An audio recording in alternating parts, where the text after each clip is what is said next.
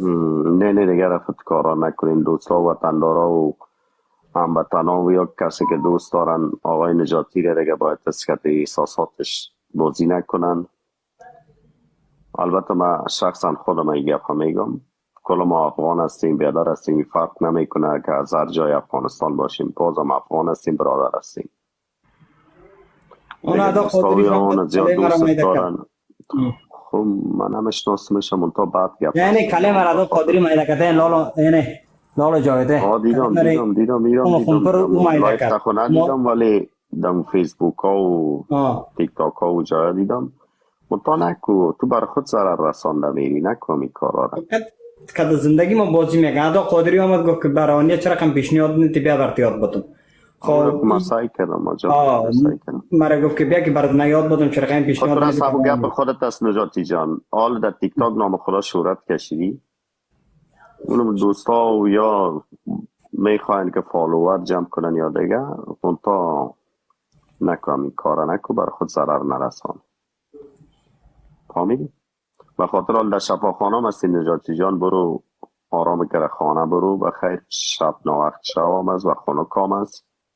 اگه میگی که من موتر پشترایی کنم نه تا تاکسی میگیرم، تا تاکسی آمدم پس میرم خانه میرم. دیگه تا تاکسی زود کره خانه برو، برو اصابک آرام کو، قرار که خانم رفتی اگه دلت خواست لایف برو، اگه نگه نخواست تا استراحت کو. همه مردم که احساسات ما بازی نکنن دیگه. اونم رو ما دوست دارم به خاطر همون دمی حالت نرسیدیم. حالا خب میفهمیم مال مردم شب است کلگی در تیک تاک ها و یا میشنن سایل میکنن دیگه میکنن، ولی خب خیر دیگه این حال ما چی بگویم تا باز ما در شخصی برات زنگ میزنم باز اگه پاست نکنم تو کارا رو چین برای خود ضرر نرسان. این حال تو خودت هم کار میکنی برای فامیلت، برای مادرت، برای برادرت نیاز دارن نی؟ که یک چند روپیه در افغانستان میفرستی لالا جاوید اونا وضعیت افغانستان چقدر خراب است نی؟ امی کلم که مایده شد چی شد ما گرفتم مادرم شان گفتم یا نبینن ای دوره وقت خودی دیدن مادرم گریان کرد قریب از زوف کرده بود دیگه نمی ویدیوهای می نمی چیزا را وقت خوریم مادرم جگرخون میشه فهمیده گریان میکنه به خاطر من. طبعا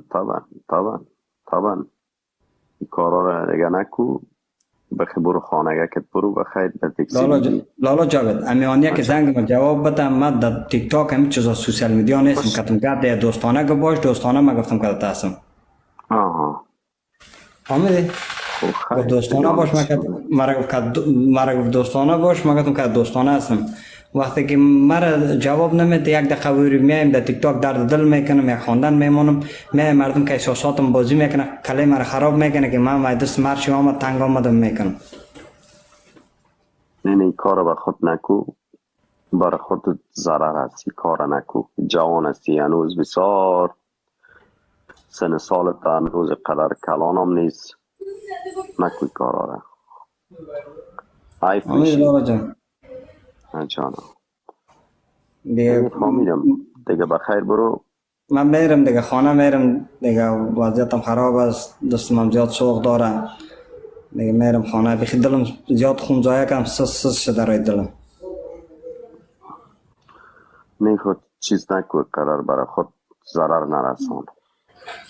دیگه لایف قطع کنم لالا جاوید دیگه امرو خدمت باشم میشنم. زنده باش تشکر. من خواستم که اول که بگیم کتنی دستم لایف قطع کنم.